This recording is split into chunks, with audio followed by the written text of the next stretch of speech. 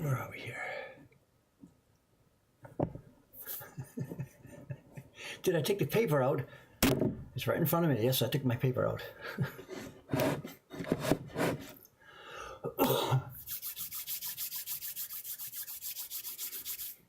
What do I got here?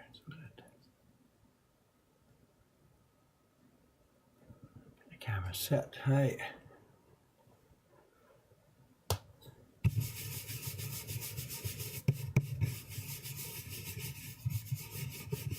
Look where we are, back in time.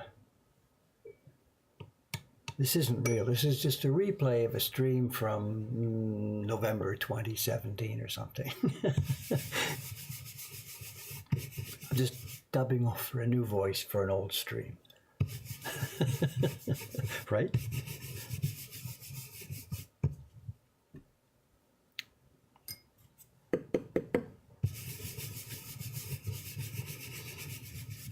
Bit of deja vu for everybody. They tried the new block. I've got it here. And Rei-chan says, she can't make it work. And I'm like, give me a break.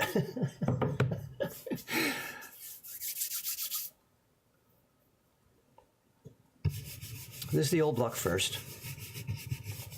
Get the brush warmed up, get the pigments warmed up.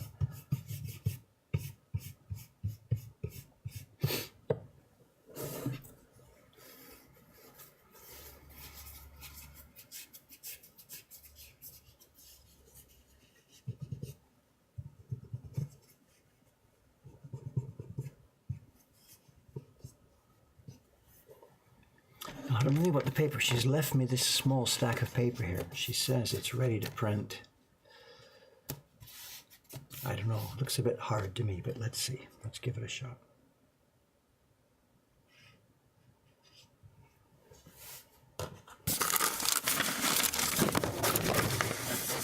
Oops.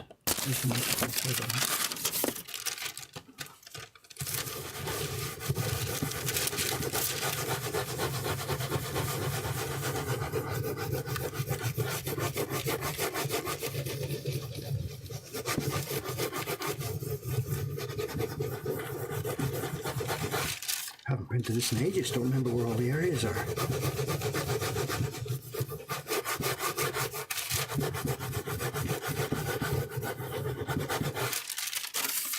I don't remember how to do this.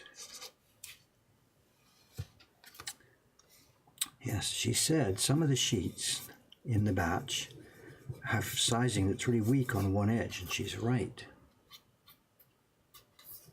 Very weak at that edge. Mostly what she says is she can't get a solid color on the new block, so we're here to try it.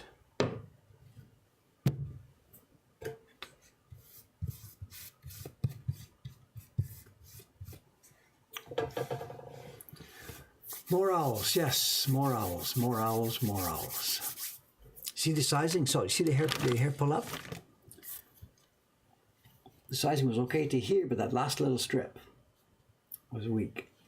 And I think I know what happened. This is me. This is a screw up on my part. When I was doing some sizing last week, what I did was, there was offcuts, I don't know if you remember, it was larger sheets of paper. We had used larger parts of it for other prints. And there was a long, thin strip left from each sheet. And I did the sizing on those on a long, thin strip. Where's Fridge? Fridge is downstairs. I take him down to the carving bench. That's where he was yesterday. I didn't bring him up this morning. No, he's downstairs right now.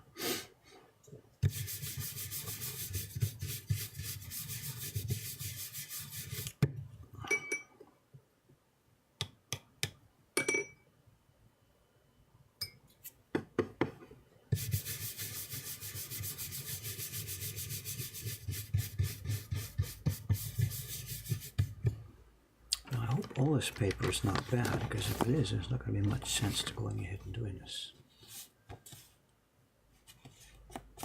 We'll see. Only one way to find out.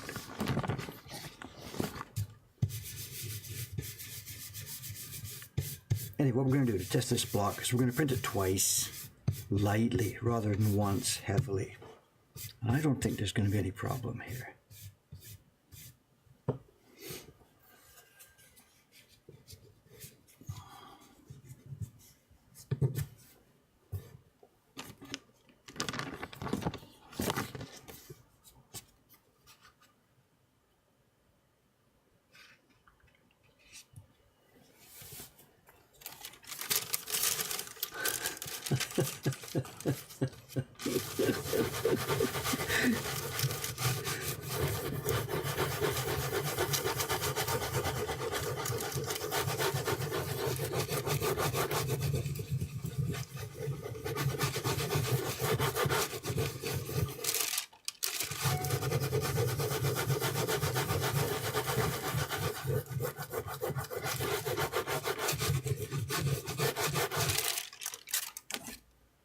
some speckles.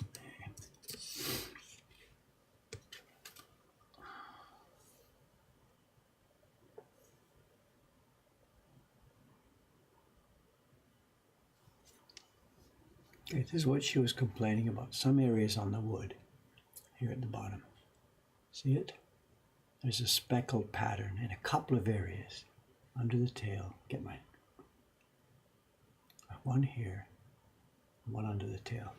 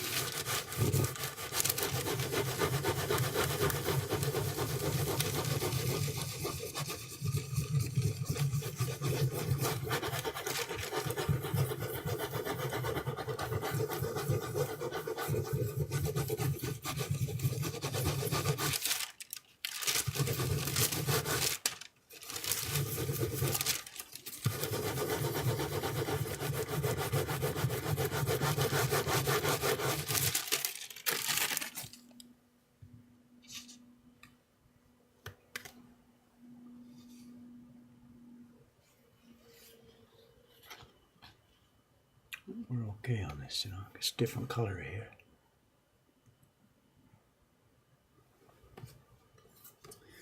I think it's okay, she's complaining about the wood, but if it was the wood, you see the same patterns coming up on every single sheet. That's not what's happening here. So I think any pattern that's developing here on this thing in her work is not from the block. I think it's from the way she's doing it, her particular balance of water and strength and which barren she's using and stuff like that. I tried to say that to her yesterday, but the only way to do it is to try it and prove it and see how it goes. It's the simple ones that are the most difficult, There's no place to hide. A simple, basic blue background. And if you get any pressure wrong or the pigment balance is wrong, it just shows up immediately. You can't hide anywhere. On a really complicated print with layers and layers and layers, there might be stuff that doesn't show up so much. But on a clean and simple one like this, there's no place to hide.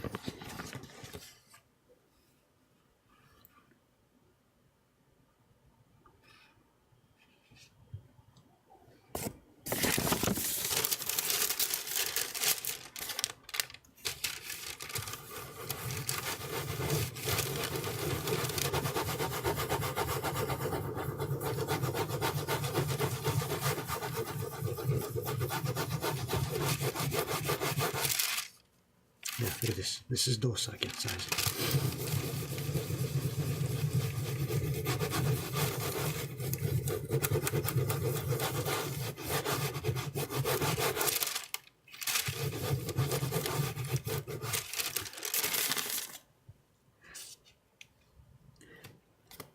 Actually, I think I can guess there was a bit of a background reason for her to ask me to do this today, The sizing on this patch really isn't good. And I was telling her, it's okay, you can get through it, but it really isn't good. I was really careless a bit with the way I was rubbing the brush, and you can see there are lines. You see it here? There's a bit of a vertical line pattern. Can you see it right at the top? Faint vertical lines here.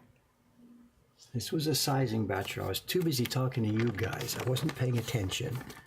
I was dipping my brush, and at the end of the line, the brush got a bit too out of pigment, and the hairs of the brush left a streaky pattern, and that's visible in the paper here. So I've obviously got to be a bit more careful when I'm doing that, and this is her way of making sure I understand that, you know.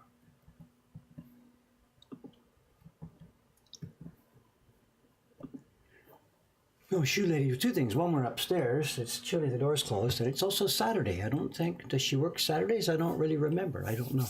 It's your fault. I got to blame somebody else. This is how the thing works, right? Yeah, that small detail can destroy a batch of prints. Absolutely.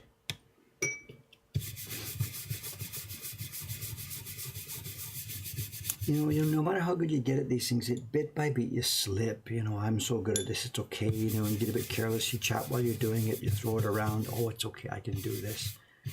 And sometimes I can, and sometimes you push it a bit too far, and down you go. You know. It's okay. This reminds me, next time I do the sizing, I'll be a bit more careful. It's a constant process of, you know, keeping yourself. It's like driving a car. You know, you can't hold the steering wheel right down the middle of the road. It's a bit left, a bit right, a bit left, a bit right.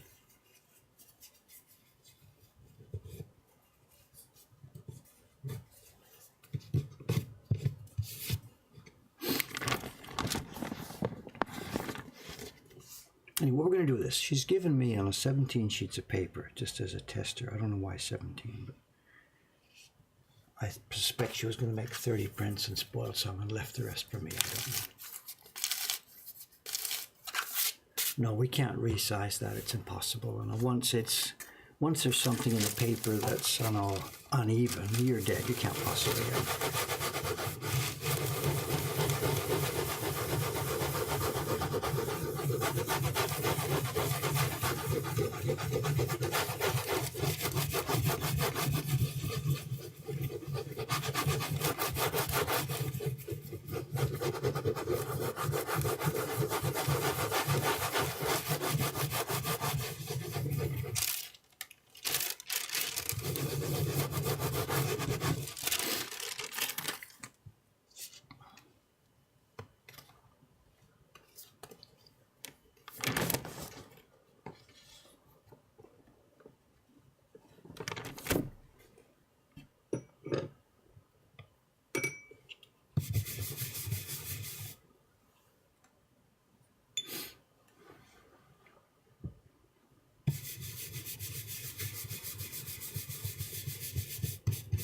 So anyway, about the stream today. Today's Saturday, so of course Cameron won't be here. In fact, as I mentioned yesterday, Cameron's hand is now off. He's on part of his annual leave. He's taking days here, taking days there, switched around. His family is going to be here visiting in Japan next week. So Cameron's now off. You won't see him for 5, 6, 7, 8, 9, 10 days or so. So it's just going to be me all through these next streams for the next week. Although today being Saturday, he wouldn't be here anyway. And the stream here today, she's given me 17 sheets of paper. I'm going to do once on this, and then I'll do twice. So it's not going to take a full 90 minutes. So what I've done is I've prepared, we got a package yesterday. This is a tiny bit of show and tell. Can you read Japanese? Take a screenshot. Can you read Japanese? The first 2 characters are easy.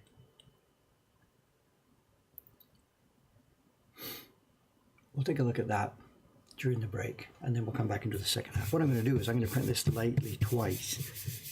So we'll run the first 17 sheets first, and then look at the show and tell, and then come back and do this.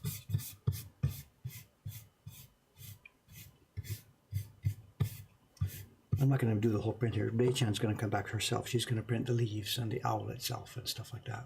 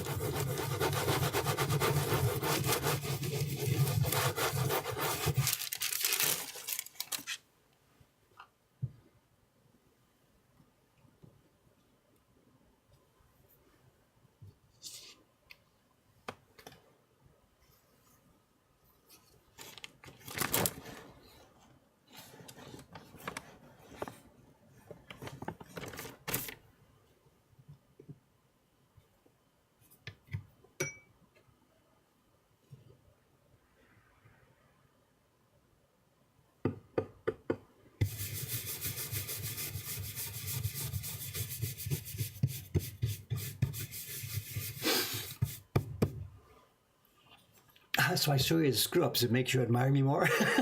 It's. I'm not going to exaggerate it. I don't. When you say mission critical, it all depends on the goal in mind. You know, if we've got a specific, really exact goal in mind, then yeah, I guess things are critical. This case is simply I should have been more careful. That's all. It's nothing melodramatic or nothing to cry about. I slipped and let it get a bit too careless, and the brush was a bit too dry. That's all there is to it, you know. There's a range. I think a lot of times, actually doing that sizing, the same thing. Maybe sometimes I said, oops, and there was a bit of a drip or something too much. Remember, people said, is that sheet spoiled? And I said, no, there's quite a wide range between which you're okay. You can go this far, you're okay, or that far, you're okay. But if you're out of range, it's no good. And this time I've got out of range, absolutely. So the thing behind me, the first two characters are easy. They are shokunin, worker, workman. Shoku, working, shito, workman. But I'm not sure the rest, a couple are a bit too stylized for me. I'm not sure what the second two are. It's a collection of designs, prints, images about different craftsmen doing their jobs. So it's words that would mean a collection of images of craftsmen doing their work. But how they, which characters they used, I'm sorry, I don't know. You know, considering these streams and stuff are being preserved, I should do my homework a bit better, you know, so I can show off. But showcase, it could be craftsman showcase or something like that. Yeah, that makes sense if that's what the meaning is. If.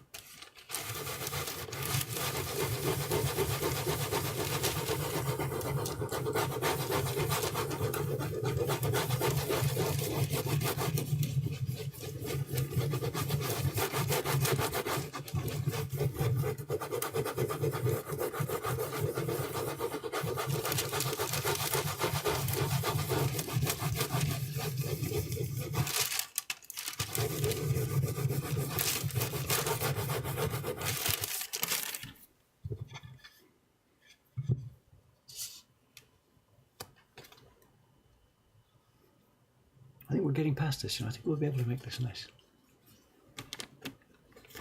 Oh, somebody's on to me. Just a minute.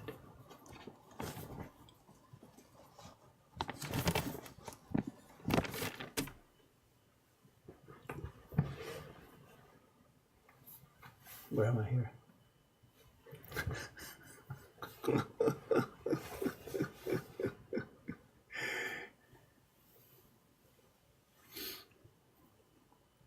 Is my mother here this morning?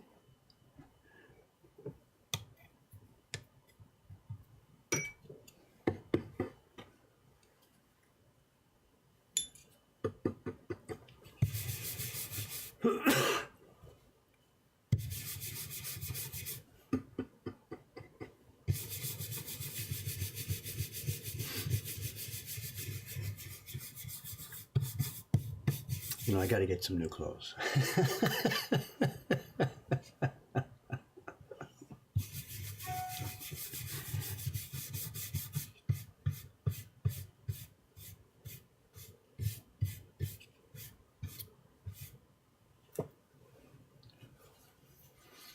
My mother is lurking here this morning, is she? Hey, Mom. You recognize the sweatshirt, right? Where am I?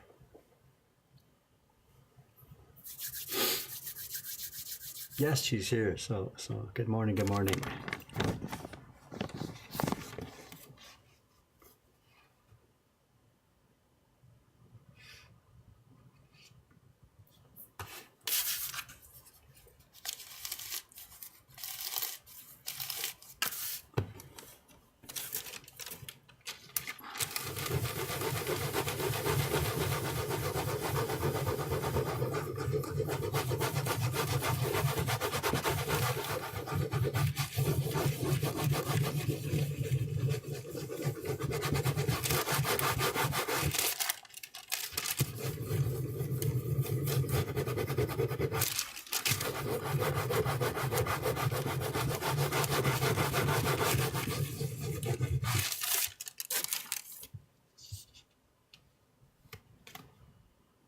Yeah, we got it. Even with the bad sizing, sheet by sheet, we can still get the right paste balance, you know.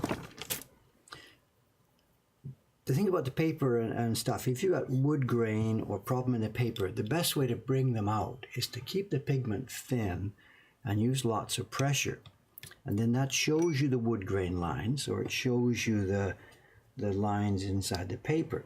If you want to cover those things or make them slip into the background, you put more stuff on the block. And I'm putting quite a lot of paste on the block here and use not so much pressure. And I don't know, you know, the scientific or whatever behind it, but that tends then not to bring out wood grain or not to bring out stripes in the paper, things like that. So keep the material on the block quite thick, which is what this is now. There's quite a thick layer of stuff on the block. And then don't use too much pressure. Don't overly push too hard. And that minimizes those lines from the block, from the wood grain, and it minimizes anything similar in the paper. The harder pressure you use, the more the wood grain comes out.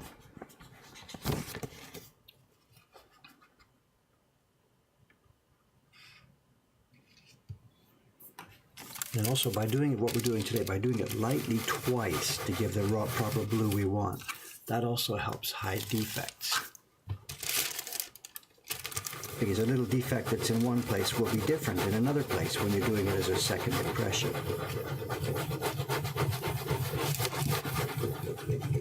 So we're not smashing the paper here, not too much pressure.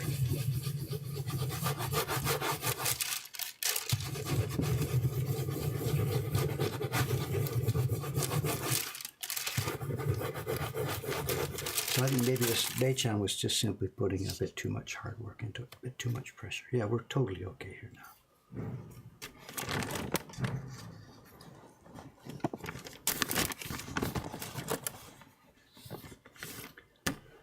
I haven't caught all the questions here.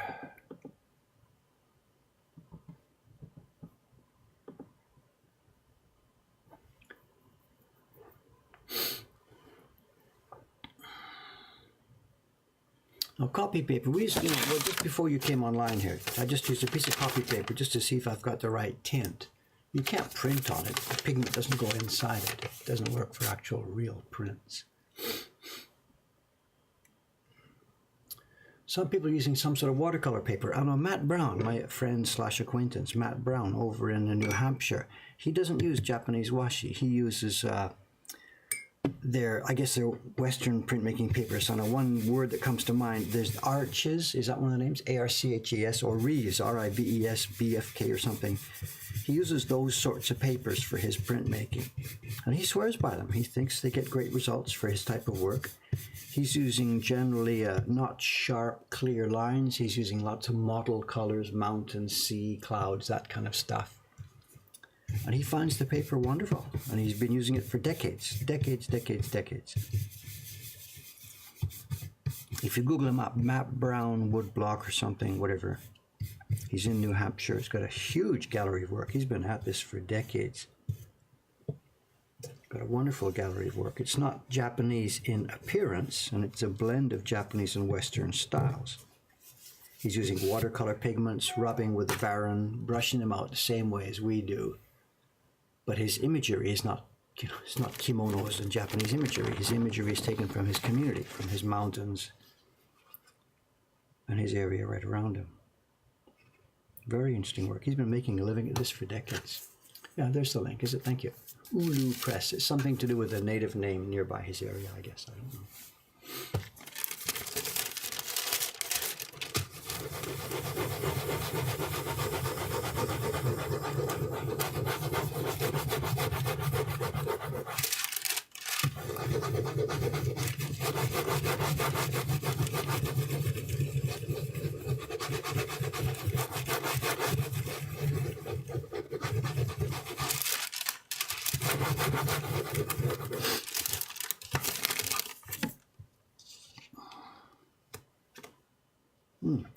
Totally okay. Totally okay. This new block is fine. So for her, mission accomplished. She's got me to clearly see the sizing problem on that batch of paper. But for me also, mission accomplished. She'll have to get this block going. It's okay. It's totally usable. I think she's simply been pressing too hard. We'll see. She won't be here today. She'll be here on Monday. We'll give her have a chat and see how things are going. She's doing a really good job for us, and we're so happy. She doesn't want to go on streams and stuff. She's so shy. But her prints, more and more of her prints are coming in the shop. It's a Dei-chan. This is not Suga-san. You see Suga-san sometimes here. This is a Dei-chan. You see her maybe once coming into work or something when I'm doing sizing. You've never seen her on the stream itself.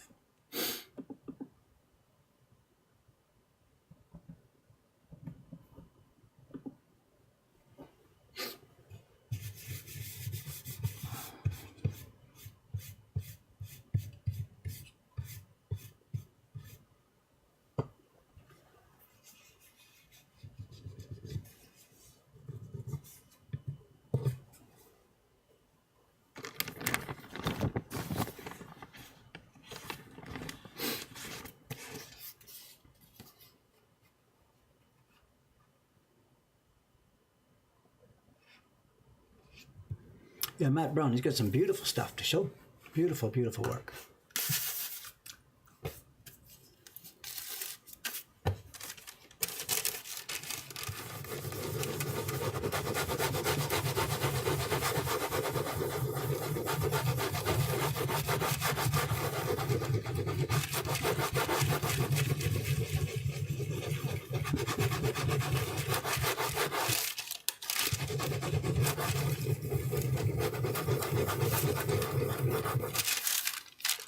What is this? There's a smell in the room here this morning.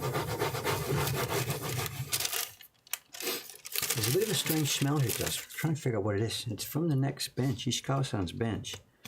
I don't know, it's a pigment smell. The final print in this year's Loot series. It's the guy with the castle I showed you the other day. The guy in the castle with the telescope looking at the gamers down below. When Jed sent us the design, he sent it with the basic Photoshop colors that he's selected.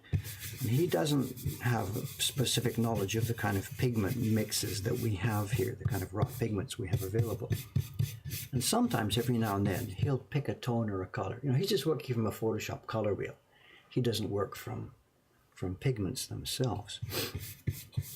And usually, whatever, we can use our base of 7. We got 7 pigments, 2 blues, well, 6 or 7. 2 blues, a warm, cool, 2 reds, a warm and a cool. We've got 1 basic yellow only. And we've got a kind of vermilion pigment and then black in the middle. And we can mix most things with that. But because when you look at an RGB color wheel, whatever, you've got pure tones around the outside and they all go mixing as they go inside. And Jed just picks whatever he wants. And every now and then he'll pick a tone that we really can't mix with our traditional palette. And on this print, what he chose for the castle walls was a kind of a color that's a kind of an ultramarine color, similar to what the old pigment lapis lazuli over in the European tradition. Anyway, we don't have a pigment like that in our tradition. We've got indigo type stuff, which is a blue, but it's already got a lot of black mixed into it. And we've got Prussian blue, which is also, if you looked at it on a color wheel, it's not at the edge of the color wheel, it's somewhere on the inside of the color wheel. But he's picked a color for this one that was red on the outside. So Ishikawa-san, first job, she tried to match it so she could do it with our traditional pigment. So she went to the drawer and she picked something we have in Japanese called gunjo, which is the literal dictionary translation of ultramarine. And it's not a Japanese pigment at all. We normally wouldn't use it in our work at all. But she's trying to match Jed's color, so she got some and mixed it. And that stuff stinks. It's not because it's gone bad. It just has some smell inherently inside it. And she complained to me. She thought it's gone bad. I said, no, I'm sorry. That's just what that stuff is. If you want to print that color, you got to put up with it. But she and I looked at it. Also, we put the prints in a row, the last few prints, number 7, 8, 9, 10, 11, and then 12. And it just doesn't match. It might have matched on Jed's Photoshop screen when he puts them side by side, if he bothers, I don't know. But it just didn't match with the other prints in the series. I mean, we're trying to make prints not just one by one by one by one. We want to make these things with a palette, So I told her, forget it, put it away, don't do it, use our regular pigments. And she said, but the print will be a bit different from what Jed has proposed. I said, it doesn't matter. Jed Jed, of course, Jed has an idea about what colors he wants, but we can put the counter argument. We want these prints to stand side by side and look nice in a row together. So she said, it's okay, it's on you. If you complain, it's up to you, right? I said, okay, whatever. If Jed talks about it, then you blame it on me, So she put it away. But there's a bowl of it somewhere here. It must be on her bench or something. I tell her to put it away. But it's not a stink in terms of, oh my God, I got to gag and get out of the room. But there's just a smell to it. It just smells a bit funny, I think what it might be is this the backing sheet. She used this to make her print. And I think it's still in here. So every time I make one of these prints, I get that same smell coming up. I gotta get going. I get this thing finished. I've been talking too much. What do we got left? 1, 2, 3, 4, 5, 6 sheets left. Then we'll do a quick show and tell. Then I gotta do the second impression on these. Talk too much, Dave. Ultramarine. I don't know what it's made of, the Western stuff. We get a jar of it from some Western company, Sinopia or somewhere like that. I don't remember.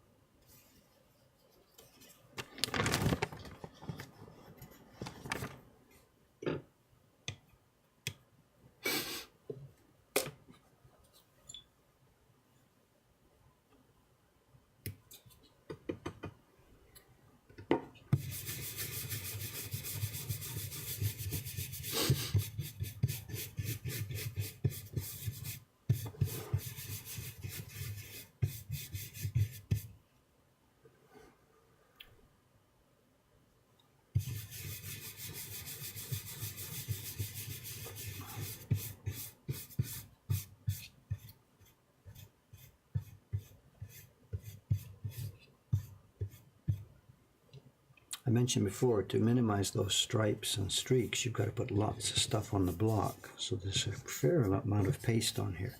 And the problem there is that it starts to, of course, get what's called tamari. On the edges, it builds up at the edges of the block. And if you don't wipe it off, you get really dark spots on the print. So it's always a balance. I keep telling Dei-chan, more paste. And she says, it'll get tamari. Take care of your brushes.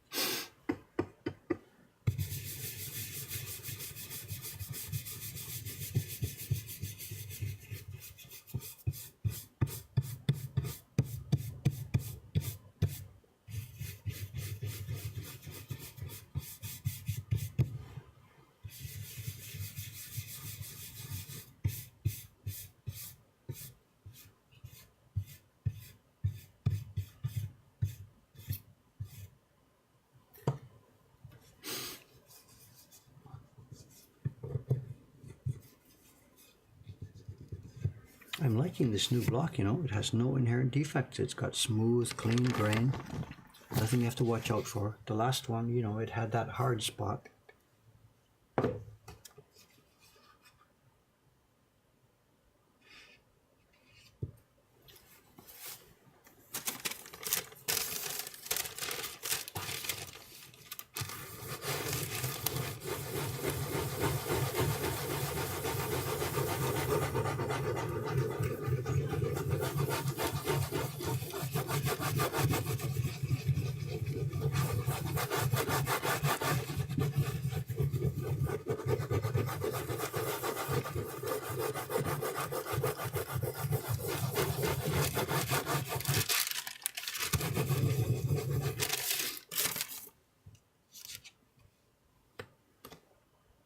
We're okay. Good, some happy owl customers here.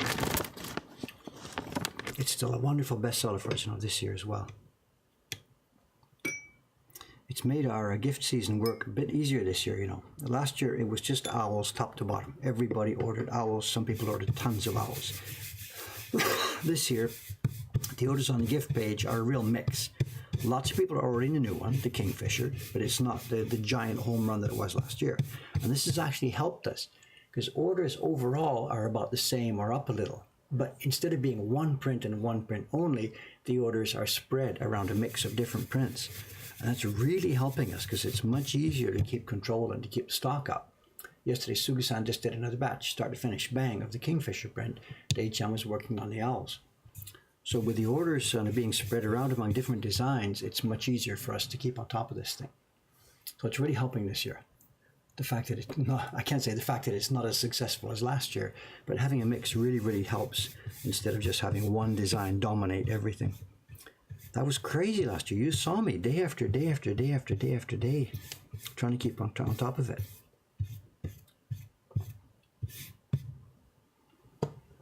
So it's a much healthier order base this year.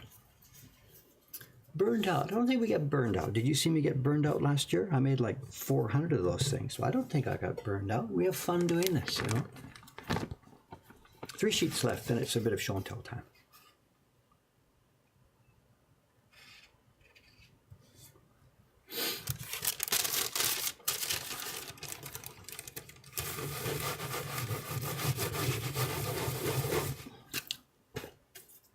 You got burned out, so it became a thing. It became a meme. I mean, it was good news. It wasn't bad news.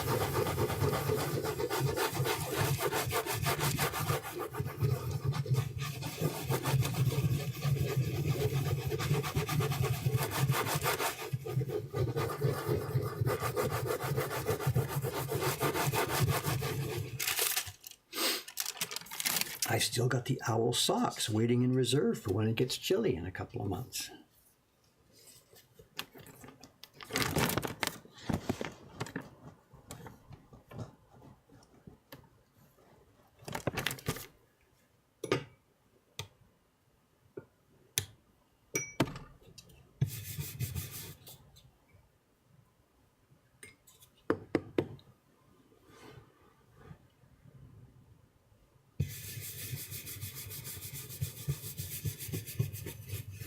Fridge is downstairs. He's on the carving bench, or just behind the carving bench. I don't remember to bring him up and down with me every time I do a different one, For the past few weeks, he's been living above the sizing bench, but I took him downstairs.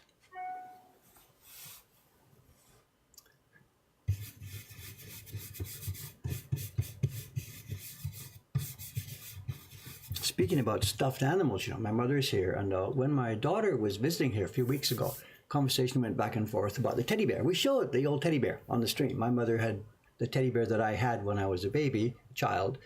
My mother passed it on to me when they were doing one of their household moving, and she asked me to take care of it. So I did. I kept the bear along with my daughter's stuffed animals, where there's a box in the basement in Ome. But when my daughter was here a couple of weeks ago, my mother sent her a message, look, find the bear, check it out, make sure it's okay. And my daughter took the bear back with her to Canada. So the bear at the moment is with my mother, and she sent me a picture a couple of days ago, yesterday, 2 days ago. She has redressed it, cleaned it up. I didn't hear any news about the squeak, so I think the squeak is still non-existent, but I don't know. But the bear is happy and back with somebody more active.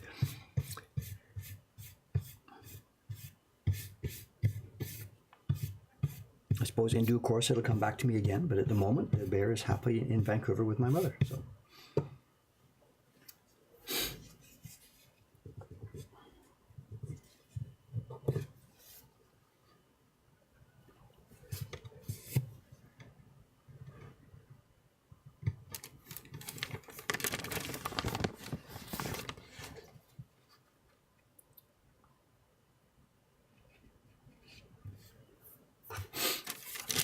But I don't think there's any plans to give it to another baby, the next generation of babies. So maybe the bear is watching the stream. Mom, is that true? Is the bear watching? This gets a bit embarrassing, you know. It's supposed to be a stream about Japanese printmaking, not a stream about my stuffed animals. What's going on here? How did we get in this situation?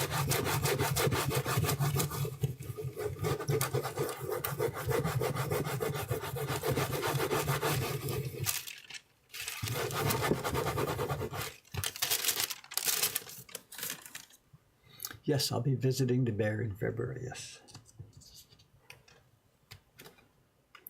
Depends on what kind of Wi-Fi my mother has. Maybe we'll do a quick stream from there or something like that. Who knows?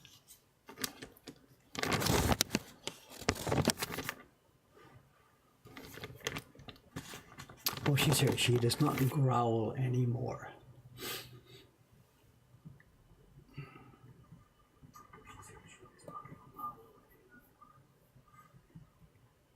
I'll get the picture here. I'm not sure. Hang on a sec. Take a quick second to find that picture she sent me. Just a second. All right, let's do this. 150. He's sitting on the print. Okay, well, let's see if I can pop up a quick picture. Hang on a sec. OBS broadcast software. Add a new image source here. We'll call it bear. And let's go and find the image. Hang on a sec, gang. Desktop. There it is. Oh, it's taken from a bit far away here, but let's see. Yeah, it's a bit of a small picture there. Hang on a sec. Blow it up. There we go. There's the bear. At home in Vancouver. That's my dad's chair, actually, where my dad used to sit. But the bear has taken over it. So there we are. And she's done new clothes for him, Mom, right? These are knitted clothes, right? Did you knit something new, or is it something you had in the house? I'm guessing he's got brand new clothes, I think. New shoes. Does he have a splint on his left arm? I can't quite see how it works there.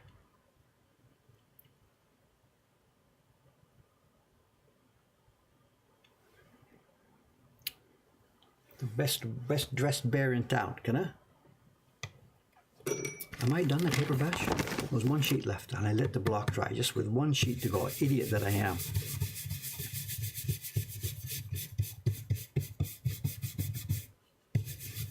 I tell you, you should have seen some of the stuff my mother did. You know, she used to be a real knitting machine, just a huge knitting machine. My daughters had dolls with suites of clothes. My mother was she was just a crazy robot knitting machine. Now it's a bit of a, now and then thing for her, but she was just cranking them out. And every year near Christmas, she would buy, bear dolls, outfit them with sets of hand knitted clothes and pass them on to the people who are giving gifts to kids who don't have stuff at Christmas time, Oh, brand new clothes. Okay. Still better clothes than me. Absolutely. So.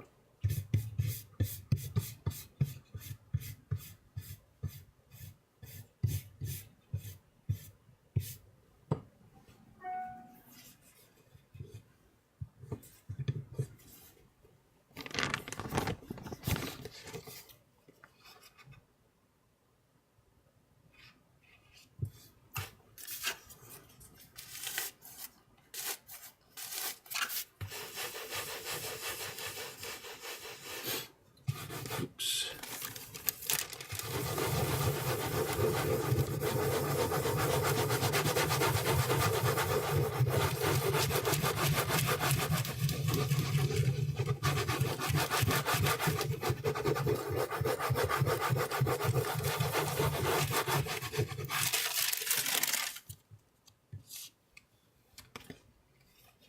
All right, we got a nice batch of prints there. Okay, we'll do a second impression on those.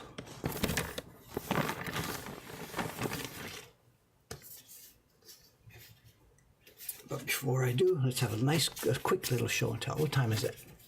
45. We can't do too long on this. I'm halfway through the time here. Okay, how are we going to do this? This is a big book. Okay, say goodbye to the bear for a while. Hi.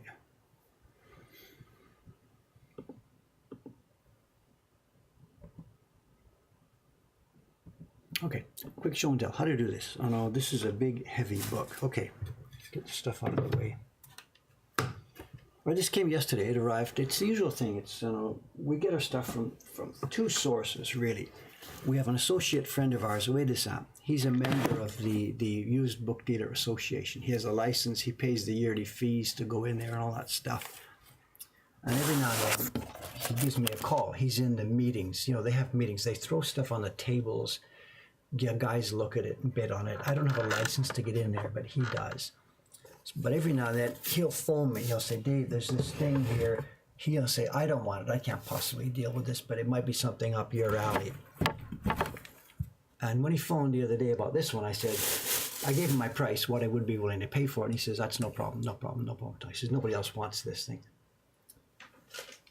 Use earthquake here. So we got it at the dealer, the base price that the dealer was asking. So. And this is not something that's going to go in the shop. This is for ourselves.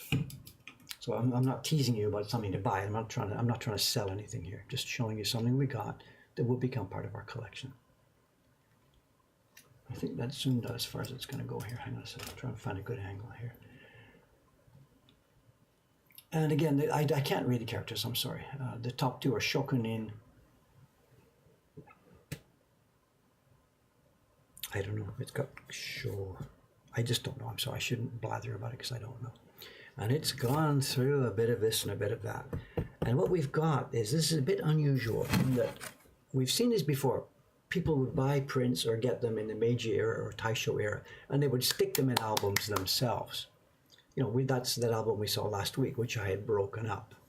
Yeah, they got a collection to show, collection of writings. So. This is different. This would have been prepared in this form by the publisher. What we're seeing is an old album as it was published in the old days. And the outside is just an open cover. And the book itself is inside the cover. So in fact, let's maybe symbol. Well, I'll probably need this. So, what's this? That's the back page of the cover. That's the album photo. What's this part? I don't even know. Oh, I see. That's the left side of the album. It folds closed. Let's just leave it in there. So this is the book itself. It's going to open right to left. And this is the way it was published. And one of the previous owners, actually, in Showa, my God, I can't even read his writing for here. Showa 15 has made some notes about this, about the future owners. Please take care of this book. Please treat it carefully. And it's been around. It's been left closed for a bajillion years. And what we see is there's going to be, what if I say 12? There's 24 different craftsmen going to be depicted in this book. And a lot of the characters here, this is Meiji era, so a lot of the characters are gone. I have no idea what some of these are. They're way too complex. They've been replaced by simpler characters. There's very few of these that I can read, but it doesn't much matter because we're just going to look at the pictures. And the text here is, metal type. Metal type. Ah, the mic. All right, I get you. Remove the mic out, right? Thank you. Let's get the mic out of there and hang it up on the edge. All right, thanks, guys.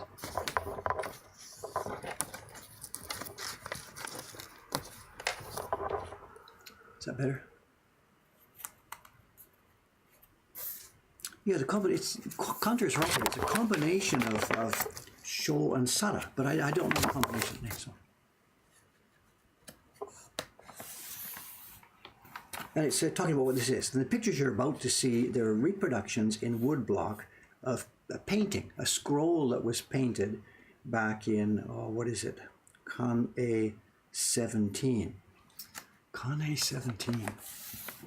Late 1700s, I don't know, no idea. Anyway, let's get to the point of this. And here we are, one by one. And these are woodblock prints that are in imitation of old paintings. I'm going to find my better angle here, obviously. And they're not intended to be an ukiyo-e type print at all. It's a publisher using the woodblock technique to reproduce an old painting. We saw some stuff like this a few days ago when we saw those three women. And you can see, look at this all over the place. You can see things like this.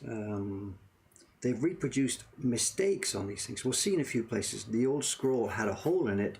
They've reproduced the hole. You'll see that as we go through this. So this is woodblock work imitating an old painting. And there's 24 craftsmen depicted in the book. And you can see this first one. You can see what they're doing. They're a team of people who are carving a Buddhist statue. And I don't know how accurately this is all depicted. You know, we've got 6 guys working on the thing all at once. Some guy hacking away with an axe at the bottom, at the top. Is that the way they were done? I don't know. Or this is just simply artistic license to show how this sort of work was done. I don't know. And is this working on stone or in wood? I think this is working on stone. They seem to be hewing things. There's little chips flying here and there. This guy's got an axe type thing. Is it wood or stone? I don't even know if I can tell. The thing they're carving actually has little hairs and stuff like that, so I don't know. I think there's a lot of artistic license being taken here. And everything you're seeing is done with woodblock. All the delicate gradations in the pink of this thing, his kimono will be done twice with a base pink and with another pink on top. Look at the stone at the bottom here. They have really gone to town. They have used a huge number of blocks to try and imitate the actual painting. If this was being done as a woodblock print, the stone would have just been one color. But here it's 1, 2, 3, I'm seeing at least 4, perhaps 5 colors overlaying to give it more than an effective actual realism on the stone. And a lot of this is done with opaque pigments. This is not at all ukiyo-e printing in the sense that we do it here in this workshop.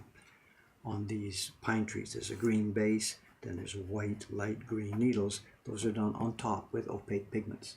This is not how we do it in ukiyo-e printing. And the detail is just staggering. I mean, the guy's hairnet, it's all smaller than my finger. And there are 24 prints in the album. What's this?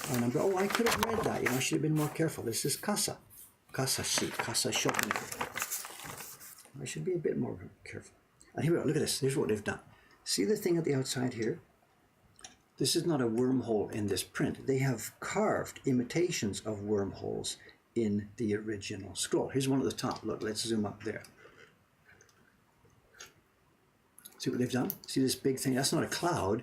That's the original scroll painting had been eaten away. This was all done on silk. It was painted on silk originally. These are woodblock prints on paper. And why would they do this? Because this book is not, the book is not trying to teach you how to make umbrellas. This is a book that's a reproduction of an old scroll. If we were doing this today, if you went to a museum, you saw the scroll, you go to the shop at the museum, you buy the catalog of the museum. It's a photograph of the scroll as it is. And of course, it's got the worm parts missing. So that's what this is. It's an attempt to bring to somebody's living room a reproduction of an old artwork. So they took they carved the defects. Here's another one. There's a chunk missing out of this umbrella here. And whereas the original would have been done with very fine drawings, brush strokes, this is all done as woodblock prints. And page after page after page after page.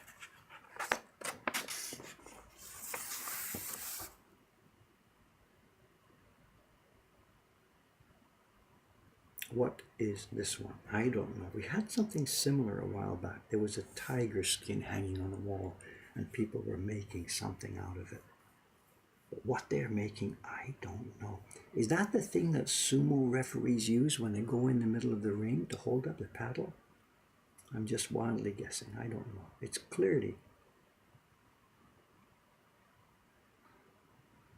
That part of it looks like a brush, and that part of it looks like a feather. So is this some kind of cleaning tool for brushing and cleaning and feathering away? I don't have the slightest idea what this is. Look at this, they've lost their faces.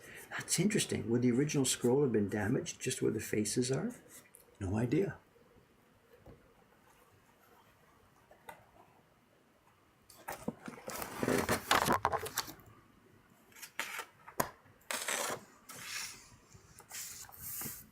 This would seem to be armor, an armor factory. They're making helmets, breastplates. This is complicated work. Look at the white shining so brightly. These are white pigments painted on the front of this.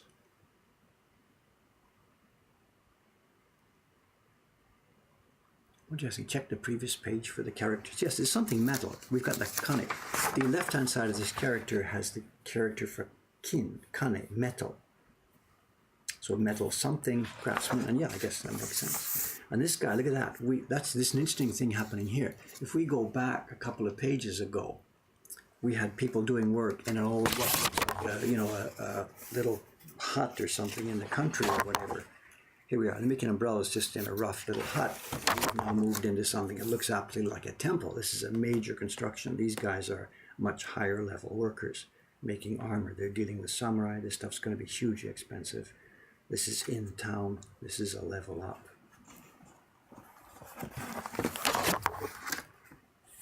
No idea, sorry.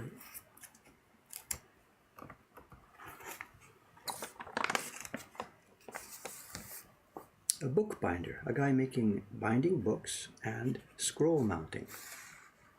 These days it would be called a Shogu Shokunin, Hyoshi. Is this an older character for Hyo? I don't know, mounting.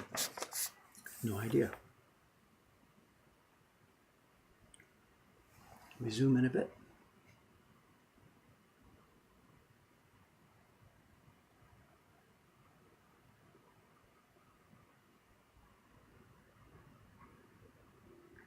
It's too bad that they're all pasted in, you know, the prints here are actually stuck down heavily to this book. We could get them off. I'm not going to. I'm going to leave the book as it is, you know. I've already got a bunch of these prints as individual copies in my collection. So I don't need to have them all separated. I can see what they're like. I can look at the back side, see the burr marks. I can learn what I need to learn from the individual copies I have. So, and it's really rare to find this book as a single unified album. No, they weren't making paper, they were mounting scrolls. This one is something to do with fabric. They're all working with string. It'll be silk string. They're making some bobbins or loops, or these will be hair ornaments or something to do with making silk cord. And again, that's a bit higher up. This is in a building with natural tiles.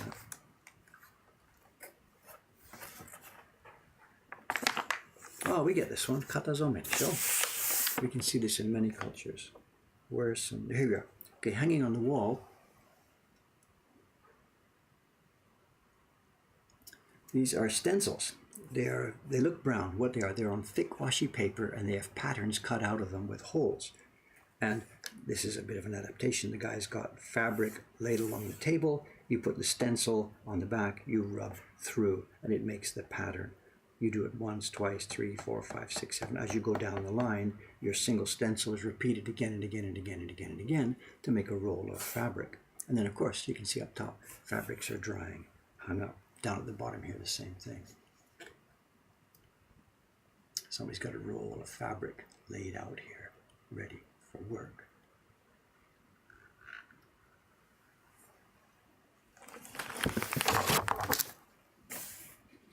Is that Fude Shokunin making brushes? Yes, look at this, I got one. Whoa! I got one. And here we are. There's a pelt of some creature outside. This guy's whacking it with a stick, you know, banging the hair or something. And inside we have our man making brushes with all the little bits of hair in his paper. So this guy's making brushes for calligraphy. And this looks like a bit more of a rural environment. Not a big expensive job that's going on downtown. Oh, and there's the sign. There it is. He's got a kanban, a sign, with the symbol for Fude, brush, on top of it. No idea what the creature is. No idea. What hair is used for making calligraphy brushes. I don't know. I'm sorry. This is Fan, is it? Fan Craftsman. Yay! I got another one. Like it's a surprise.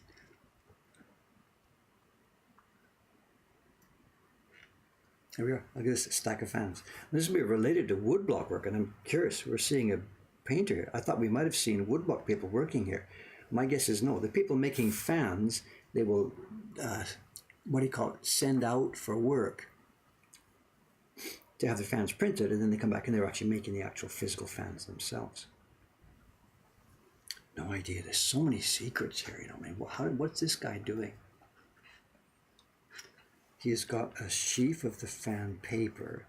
He's got some kind of, is it wood, hanging up with a bamboo pole, which to me it looks like it would make it be on a string or something. You could pull it down and spring it up and pull it.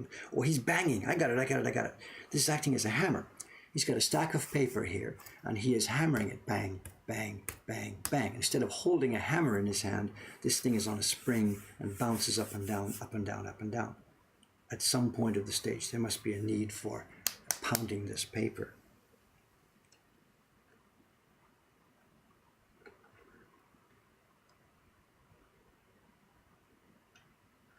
And there's other people, whatever, pasting things on. This guy with a brush here, he's pasting things together. This girl at the back has a knife, she's trimming. Somebody's putting the folding, she's doing the folding of the paper bit by bit. This is cool. You can learn a lot from this. I don't know if that looks familiar. Something wood, something, and then Mono Things, craftsman. So what have we got here? Well, there is involved with wood. What are they making? They're making these shrine things.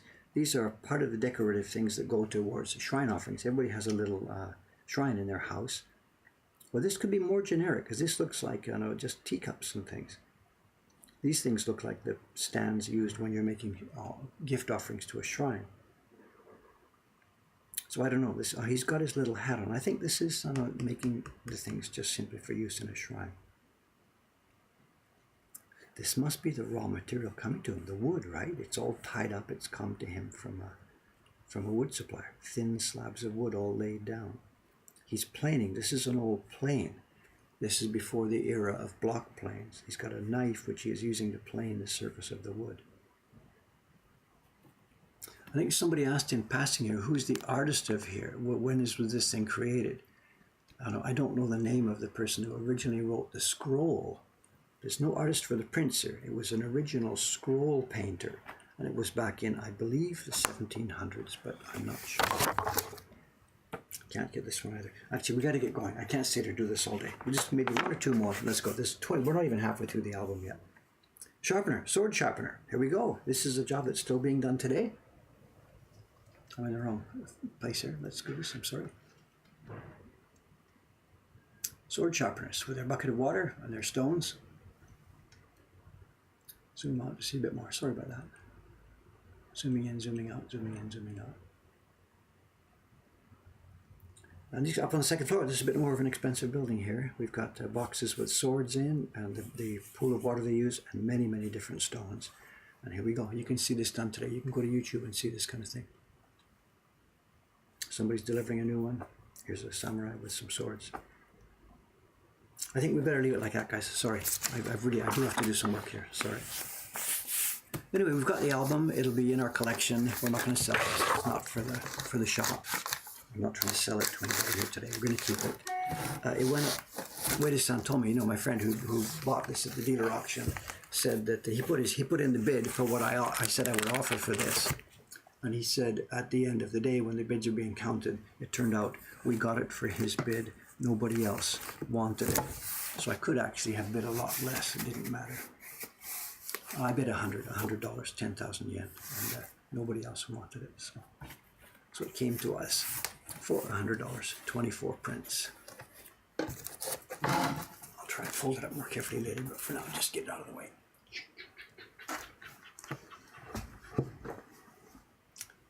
Nobody else wanted it. It's an interesting era, eh? It's also interesting too. The dealer auctions, when we get these things, those dealers, none of them are buying for themselves. They are dealers. They're buying stuff that they think they can sell. Excuse me, sorry about the earthquake. They think they can sell at a profit. So for me to be able to get into these auctions, buying for ourselves as well as buying for sale, is a real super opportunity, Basically, we can get for our collection on a wholesale basis. So. All right, what was I doing? Printing. Block is totally dry.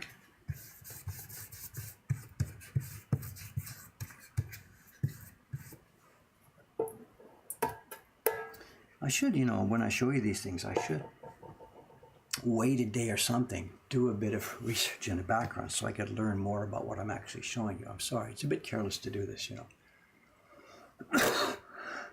excuse me, I haven't done the research yet as to what the painter's name was and stuff like this. I don't know.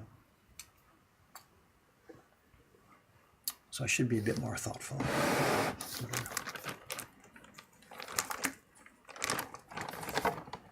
No, my interest in these objects is not really the old painting or the old scroll.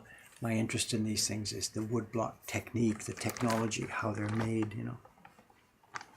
All right, let's do this. Let's run this. Let's do the back side of this paper. We're going to do the same thing as what you saw me do, but this time I'll be using a lighter pigment. I won't be using much stuff at all. I'm not putting as much paste and pigment on the block.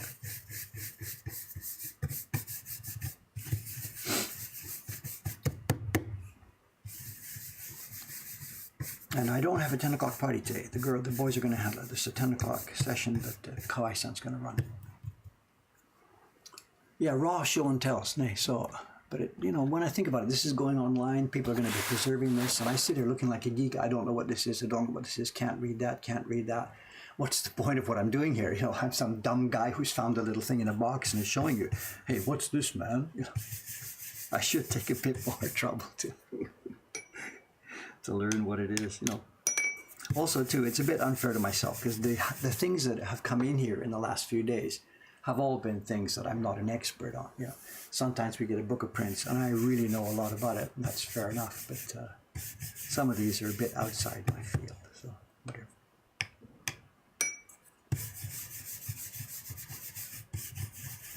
And this is another important point here. You know, I think we've mentioned this thing, you know, before.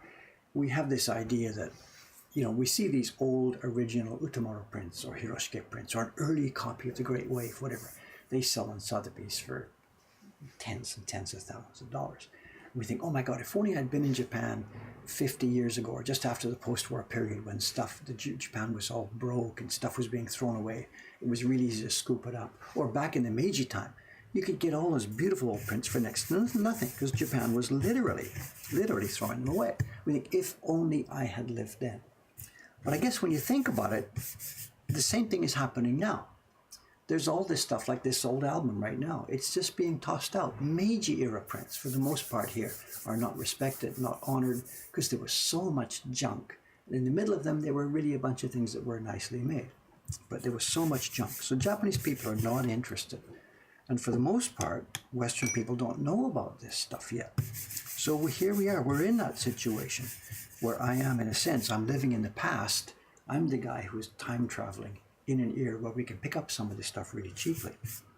Maybe, I don't know, maybe 50 years from now, 100 years from now, that kind of stuff will be the Sotheby's level because it's all been thrown away. Or what's left is all in museums and stuff like that.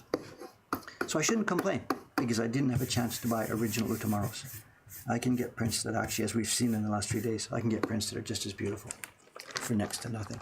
So, and if you lived then, you wouldn't live now. I'd be dead if I had lived then, so. This is the first sheet, the one that had the real bad sizing. This is just going to run here as a test.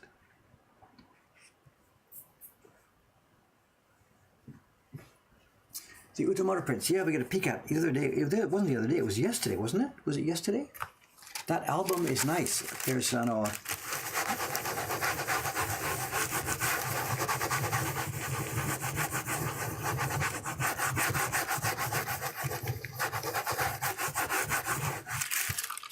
yeah, I guess it was a couple of days ago. So, I know this is going to be a beautiful, that's the one with the fuzzy paper, so we can't use this, but the blue is going to come out perfectly. The Utamaro album of 24 prints that came the other day, we did a quick unboxing in the stream, Cameron and I. And we've opened it now carefully, we've had a look at it, and there's good news and bad news. The good news is the prints are glorious. They are just wonderful. They were made in Showa 54, 55, 56, somewhere around there, which must be 1980 or so. This is quite late for good prints. Usually by the 1980s, the stuff is degraded quite a lot, but these are beautifully, beautifully made. They're a set that was sponsored by the Mainichi newspaper. They either had a set of exhibitions or something at the time. I don't know the detail. And they had these 3 sets published, Sharaku prints, Utamaro prints, and Harunobu prints. I now have all 3 of those albums myself, and this is an extra one that's come into us. But the bad news is, when we opened it and looked at it inside, there's only 23 of the 24 in there. and the frame is missing. The way the box is structured, there was a package of prints on top, then there was depth to the box, and there's an empty space at the bottom where there's supposed to be a frame. And just after we shut the stream down the other day, Cameron and I looked at the box. I saw the frame was missing, and I know, oh no. If the frame is gone, I know there's only going to be 23 prints in this box. Because the idea was you would keep one on the wall, and you would change them out, change them out, change them out. So at the time this box was sent out for sale to a dealer, it didn't get the frame, so obviously one print is still in the frame somewhere.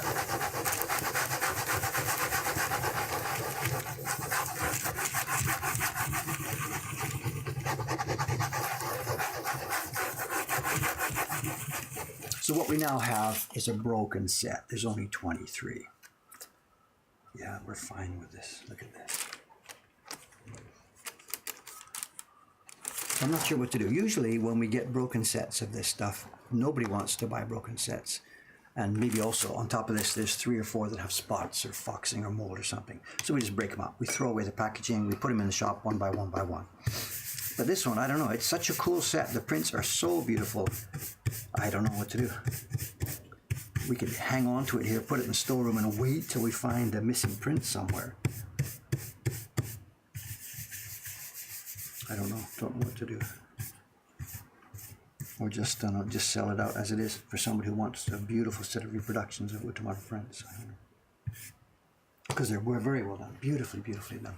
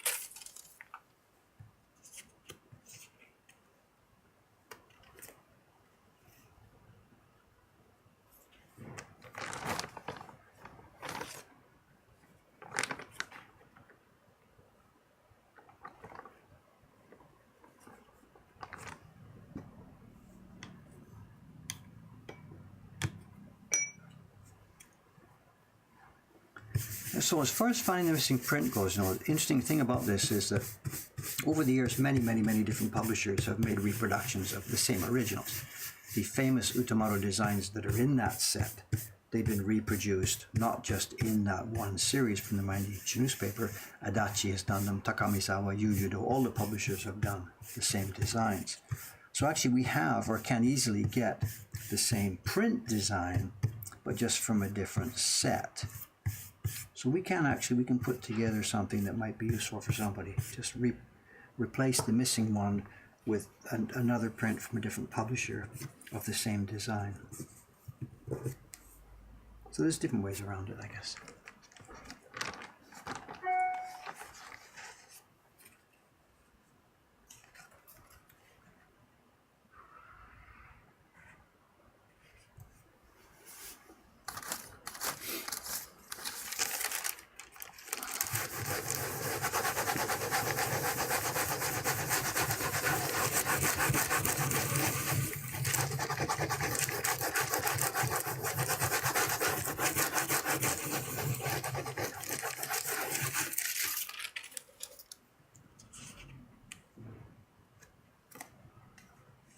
Getting a bit dark.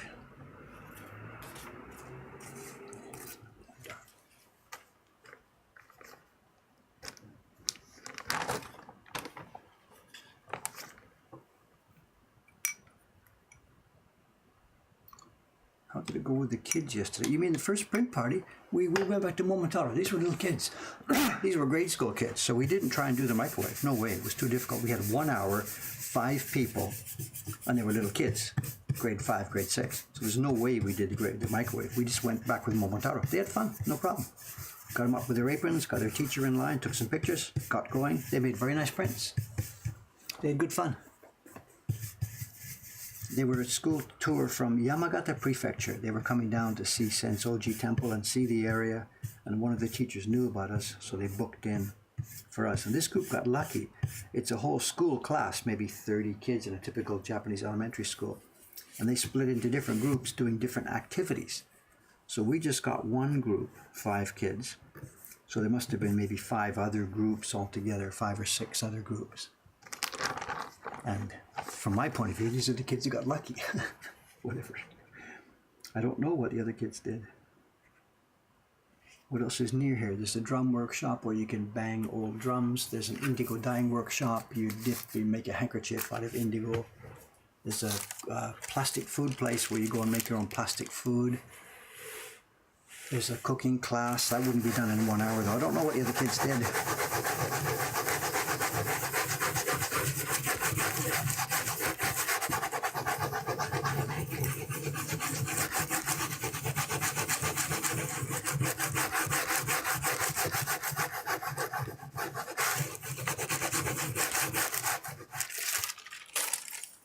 The other kids went to make swords, yeah, right, or sharpen swords or something. That's great for elementary school kids. Let's learn sword sharpening. Tommy, put that down.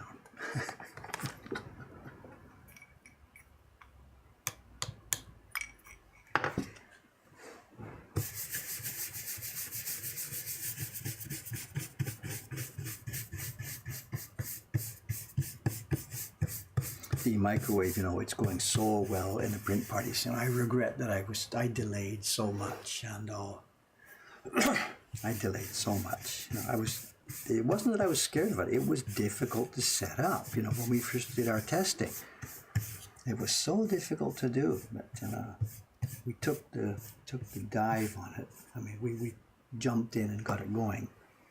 And the first couple of parties were okay. We got lucky with reasonable people. And then over the next first week or so of doing the microwave, there were really a bunch of people that screwed it up really badly. We ourselves now have learned. We ourselves have developed our skills at teaching that block, because there's people who screwed up in ways that we never saw before. We've put lines on the block. It always says A and B, and we mark the brush A and B, and we ask them just to move it side by side, keeping A and B, A and B. And the person says, okay, okay. And then we demonstrate it, A and B, and they say, okay, okay. Then they grab the brush and they start swirling. I mean, lady, what did I just tell you? There are people who, whatever, just don't get it. So. Mom's off, is she? Okay, see you later.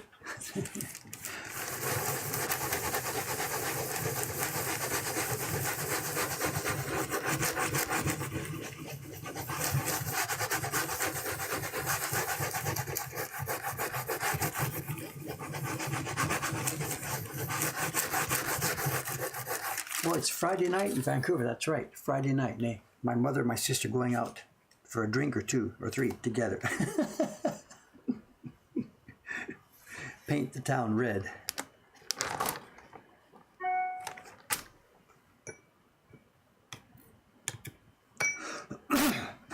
It's so cool.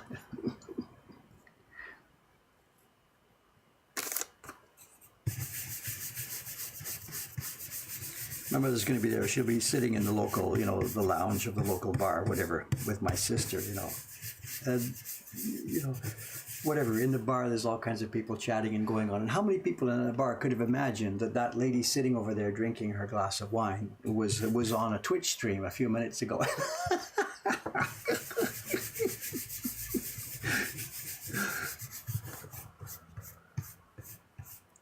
You can imagine if the people at the next table or so start talking about something in games and Twitch, and my mother's there listening to her, and she can say, oh, I know about Twitch. I've got a favorite stream I watch, And they would just sit there with their drinks looking at this little old lady and say, like, what?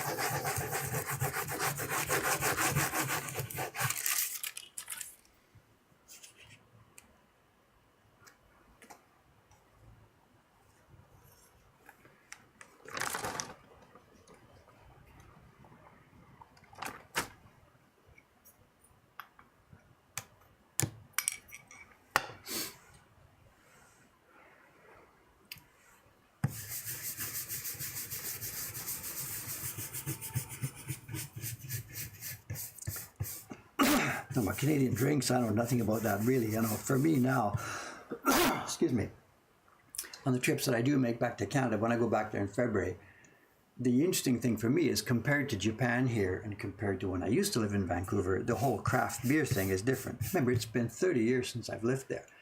So there's craft beer everywhere, interesting, tasty beers. You know, and here in Japan, the craft beer is just a bit taking off, just trying to get going, and they're still super expensive and not much choice. And the funny thing is, my daughter and her husband, they live in the area overlooking False Creek from the south. And within like 1 minute's walk of them, there are 4 or 5 or 6 or 7 craft beer breweries right there in their neighborhood. So they're like brewed out. Craft beer to them, it's just like whatever. You don't even bend down to pick it up. It's so cheap and so easy. So when they were here, my son-in-law, he's like, he wants some Asahi Super Dry because that's what you get when you come to Japan.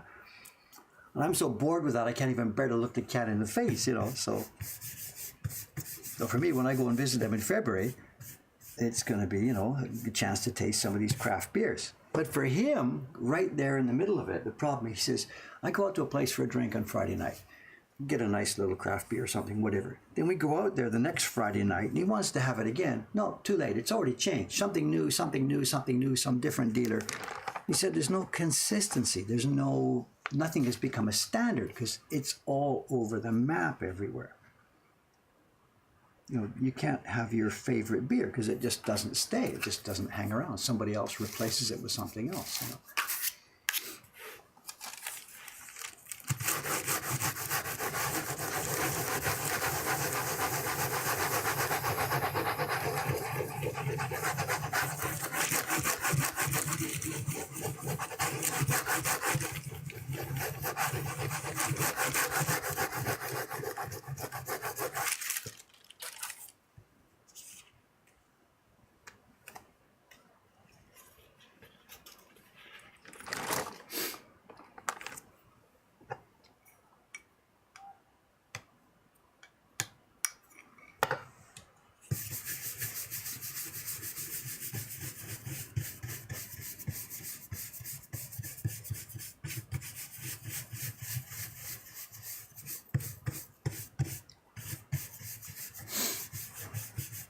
Twirling. Okay, what's going on here with this thing to show?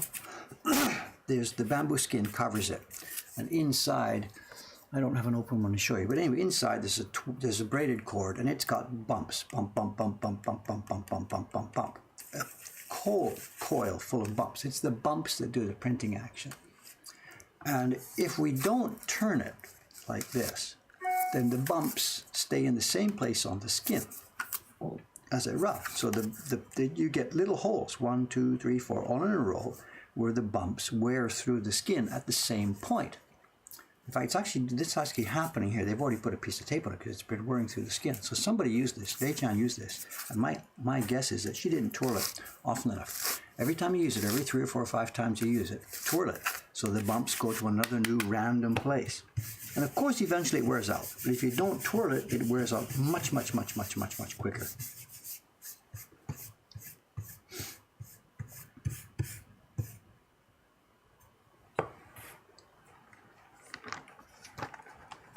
See, it took me 15 minutes to explain it, and somebody could do it in 1 sentence to avoid wearing out the covering in particular spots. I should learn how to do this, you know.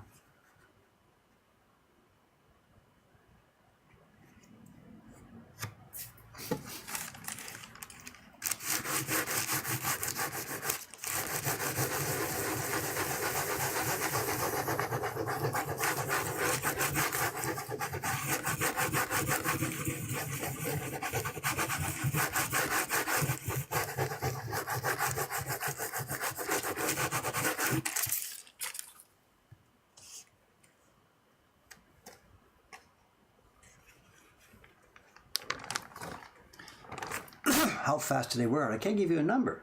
How hard am I pressing? What kind of block? How much is the impression? What size is it? What density are the dots inside? There's no number. We can change this cover a couple of times in a day. If I was doing this all day long, this cover would not last the day. Absolutely. I'm doing this just for an hour, fooling around talking to you most of the ways. But if I were doing this all day long, probably at lunch, the cover would need changing. I'd change it before going for lunch, come back, it's dry, ready to use. If we're doing a lighter impression, not a beta, if we're doing the owl's face, that Baron would last for months. It's all case by case by case by case. The covers for us are a total interchangeable, consumable item.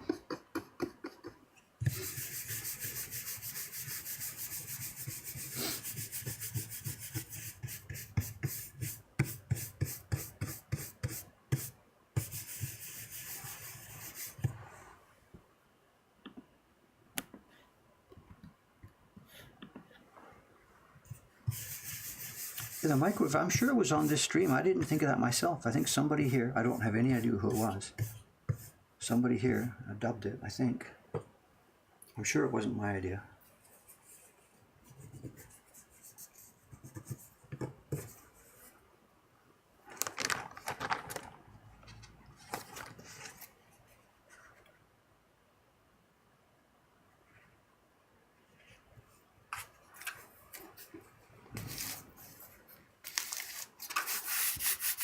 Yeah, the joke, it wasn't that I used the same Baron for the year, it was the same covering. I didn't know how to retie it. I didn't even have any extra covers for it. I didn't understand the concept, you know.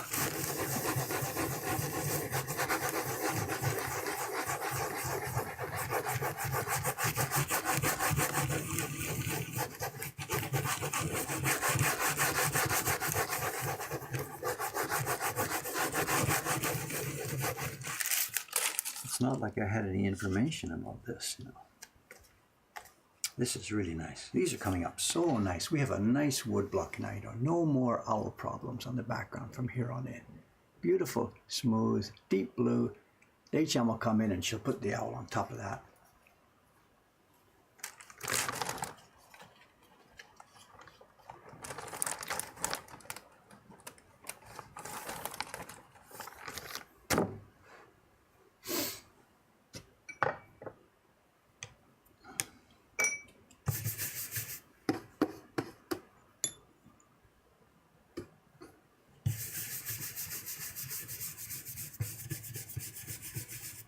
I'm waiting for time. It's 9:30. I'm supposed to be downtown. I think Kawai-san's down there.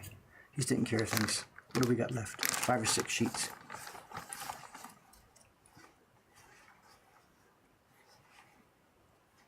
Yeah, 6 or 7 sheets left.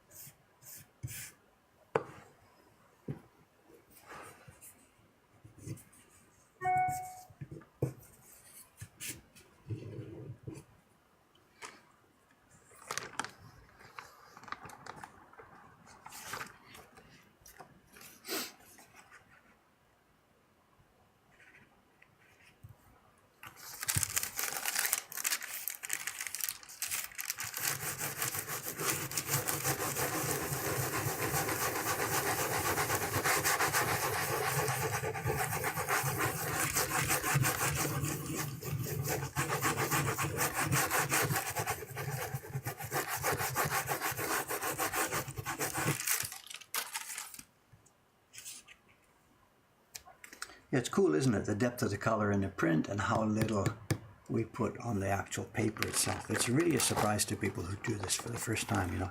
That little bowl of pigment we've got, this Dei-chan left it for me here. There's enough pigment here, I could do, I don't know the number, 500, 600 sheets.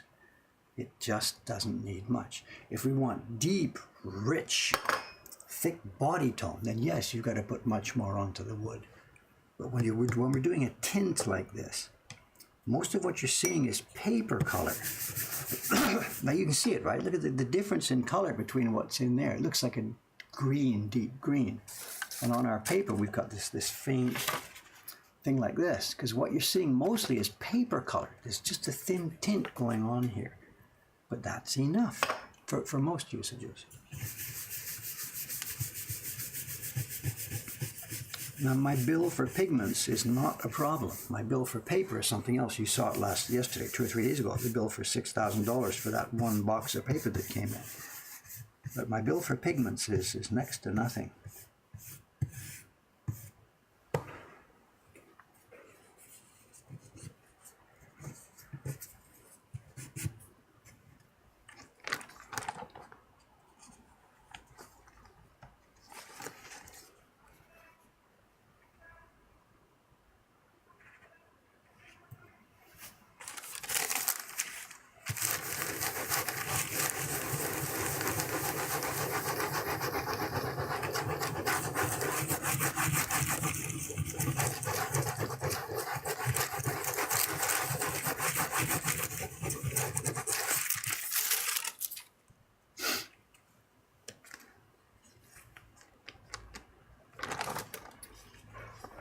the other white balance. I'm not sure if I can do this without spilling it.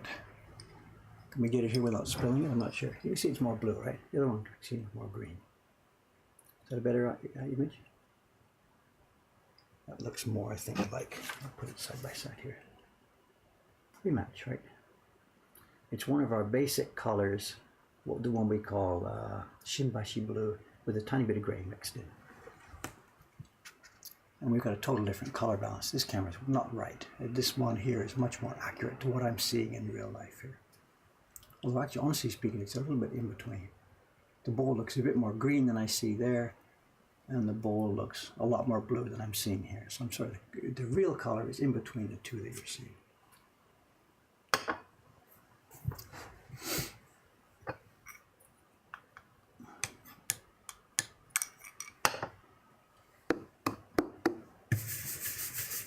I keep talking, it totally disrupts the water balance on the block.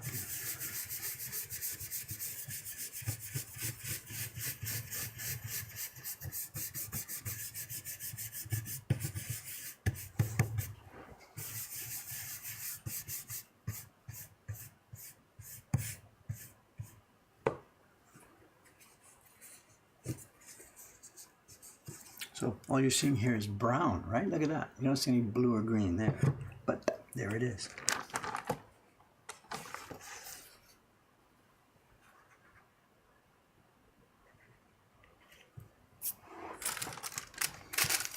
Well, quite often we rub without this sheet. I know I'm using it today because the paper here is quite thin and quite wet, and we've got quite a strong barrel. I know, maybe we can get it. Let's try and see. I don't know. I don't want to tear anything here. Let's do a bit more.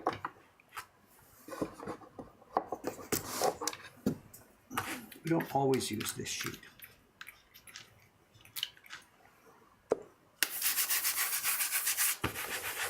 If we keep the back of the barrel normally lubricated,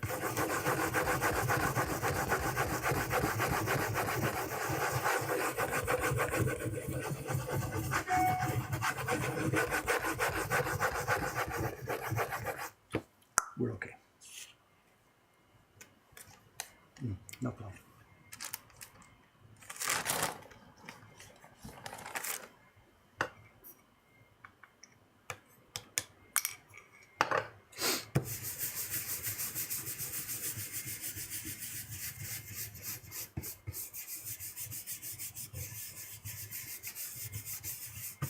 I'm a bit nervous here without no paper because this is the second impression on the same sheet. And sometimes when you do in the second impression, the paper is already quite wet, quite soft. It's easy to leave striation marks from the barrel on the back of the paper. And by keeping this in the middle, it helps avoid striations. But if I'm careful, it should be no problem. Okay, I see 1, 2, 3, 4 sheets in there. So 4 sheets left, and then I'm out of here.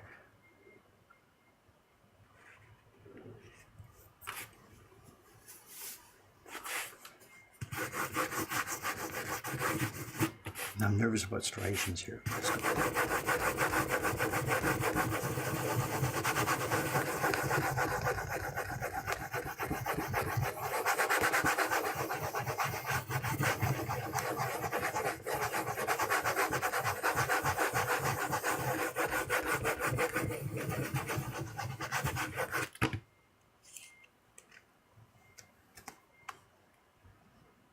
I think we're okay. But I got to be much more careful. Small, tight circles. Very funny. Very funny. we're gonna get the t-shirts. You know, we've got to get the t-shirts.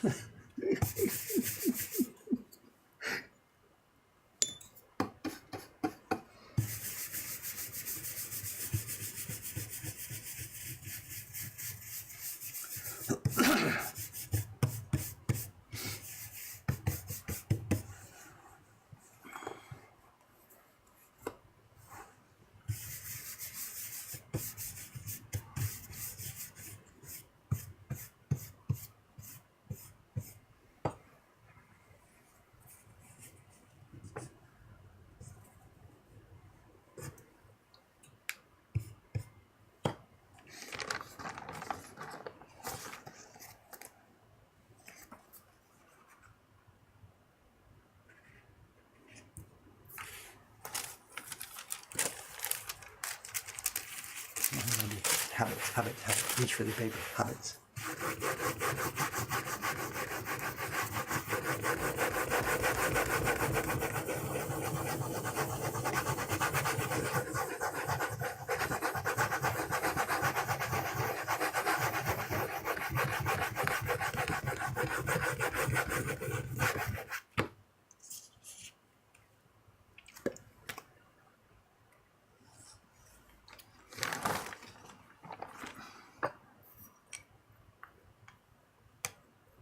It's okay.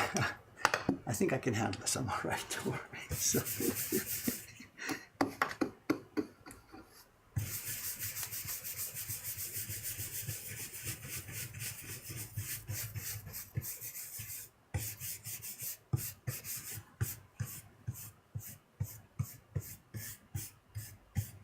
Sugazana really doesn't like using those backing sheets at all. You know, she rarely uses it.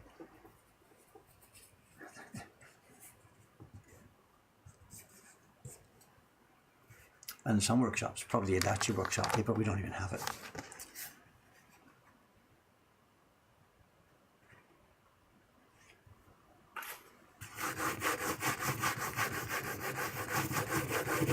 First strokes though, horizontally. Somebody yelled small tight circles, but you can't make the first stroke into circles because if you do, those lines almost certainly will stay in the finished print. So you work into it bit by bit. Now, bit by bit, start the circles.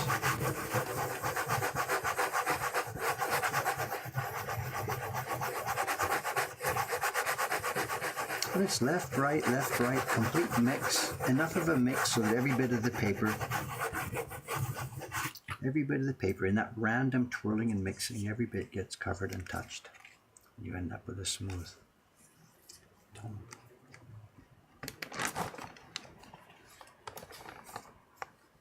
Are we done? Oh, one more sheet. Last one coming up. The bamboo parts of the Baron, they're from the sheath. Bamboo has a trunk that's sort of woody, then it's got branches and leaves at the top, and then it's also got a sheath that comes up, and they come up and they fall off in the summertime. And all of our tools here, both the wrapping covering and the coil inside, are made from that sheath part that falls off. So it's not bamboo leaves. I don't know what it's actually called. I don't know the name of the, beyond calling it a sheath. It's a kind of a skin that comes up as the Baron grows.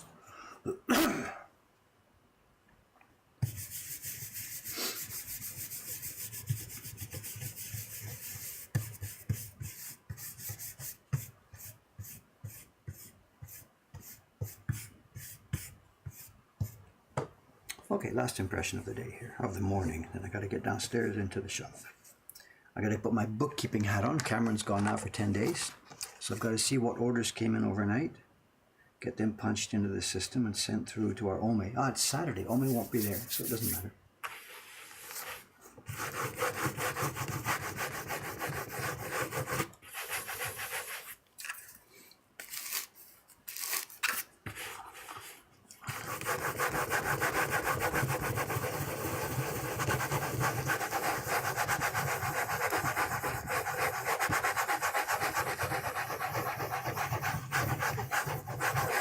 If you were trying to build a machine to do this, like you got one of those sanders, I guess, or somehow tried to get it to work, maybe.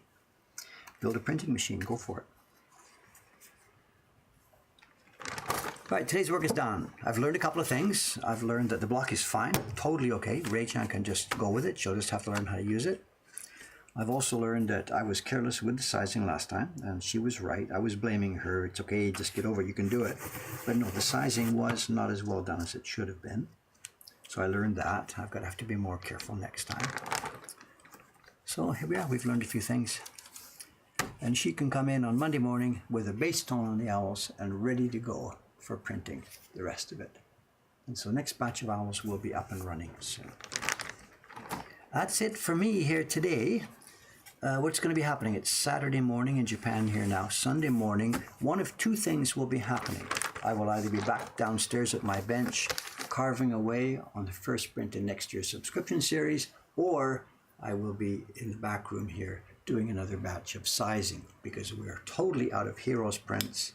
The Fisherman is now printed up for a couple hundred copies, and Suga-san needs to get to work on the Final Fantasy print in the Hero series.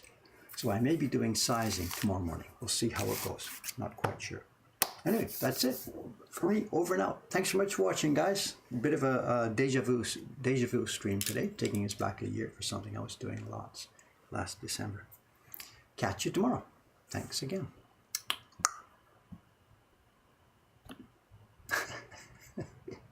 She's gone up for a drink. She's not going to see it anyway. So. See you later.